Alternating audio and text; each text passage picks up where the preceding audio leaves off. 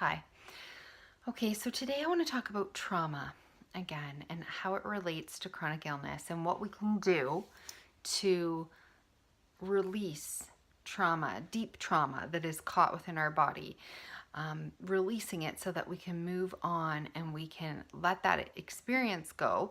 But more than not, we can let the feeling go and let the reaction of our body that we're still having because of holding that trauma go, and then we can heal.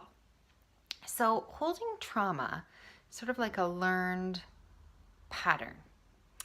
And okay, so how I want to put this is, sorry, I just want to get a little bit more comfortable here. Okay, so when you have trauma,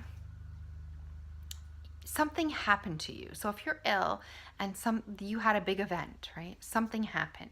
You had a toxic exposure or an accident or a chemical exposure, or you had a medical, assault, or your diet or whatever it was. Maybe it wasn't that. Maybe just something led you to being sick over time and this is a buildup. But if you had a big event, right? Or you had an emotional, you lost a parent, you were abused, any of these things that started, that precipitated or happened at the same time as your big event, you have then experienced a big trauma, right? So when the body experiences trauma, it goes into the fight or flight, and I'm sure you guys are all familiar with this.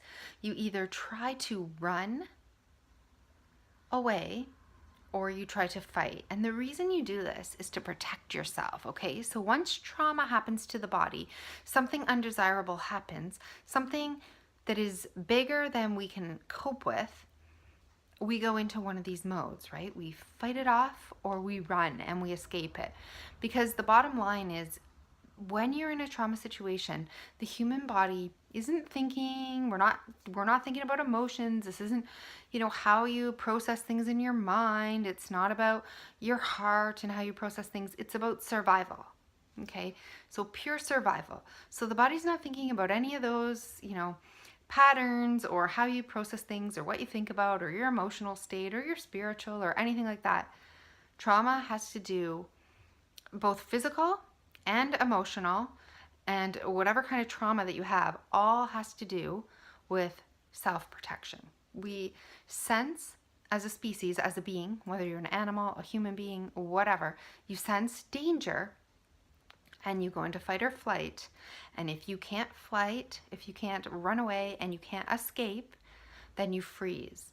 And freeze is the one that mostly causes trauma, because if you can get away from the danger,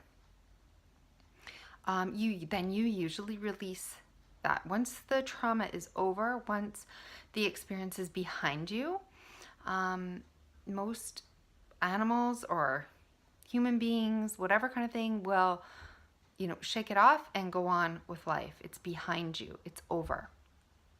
The problem is when we freeze, right? And we do this as self-preservation and self-protection because we're trying to protect ourselves and we're trying to survive the attack of whatever is coming to us, whatever is causing the trauma. And when we experience the trauma, and sorry, I thought someone was coming in. Someone might come in. I'll have to stop the video.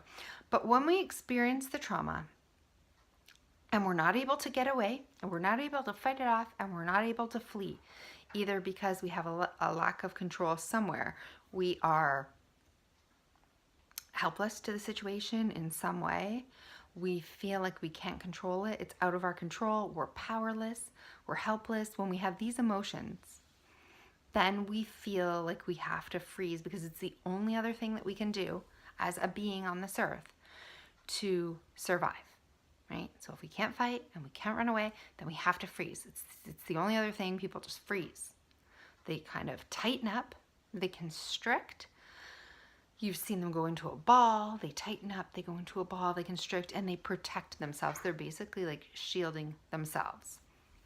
Physically, emotionally, you shut off your heart, you shut off your feelings, you shut down your emotions because it's too intense for you, and that's where the hurt is going. It's coming to the heart, or if it's in the physical body, you tense up, you constrict, you try to protect that part of the body because you can't, for whatever reason, fight or flee and make the situation over.